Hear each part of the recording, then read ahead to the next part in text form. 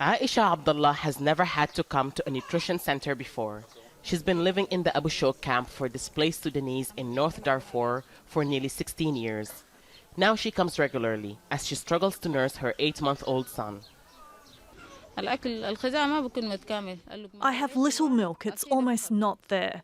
I don't have a complete diet. I only eat one meal a day, and it doesn't have all the nutrients I need.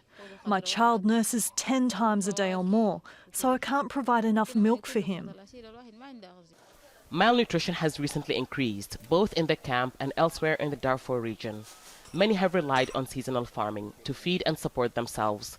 But reduced rainfall last year meant poor harvests, which caused food prices to become unaffordable for many. Families, especially mothers and young children, are especially hard hit. Aid organizations say around 40% of all children in North Darfur are facing malnutrition this year. That's more than 200,000 kids. I've come here to get biscuits for my child. He's been sick and has lost a bit of weight. He was weighed and found malnourished and given biscuits. I've come to get him checked and pick food for him every 2 weeks. The Darfur conflict largely ended in 2020 when a peace agreement was signed between the government and rebel groups. The fighting killed at least 300,000 and displaced 2 million. While some moved to neighboring Chad, many sought refuge in displacement camps in Darfur. Hundreds of thousands of displaced people remain in camps in the state and the Darfur region. Many have relied on aid for years, but that has been cut back due to lack of money. Now, aid workers are focusing on the most vulnerable, but many more need help. But attacks are hampering aid deliveries.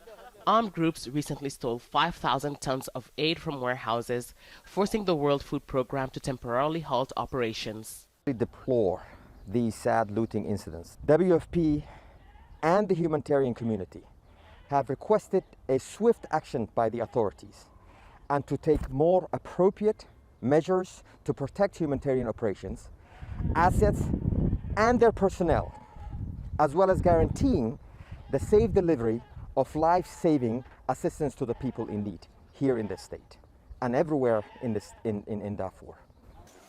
Assistance that is helping mothers such as AISHA keep their children healthy and alive as they endure the harsh conditions of displacement camps. Hiba, Al Jazeera, Fasher, North Darfur.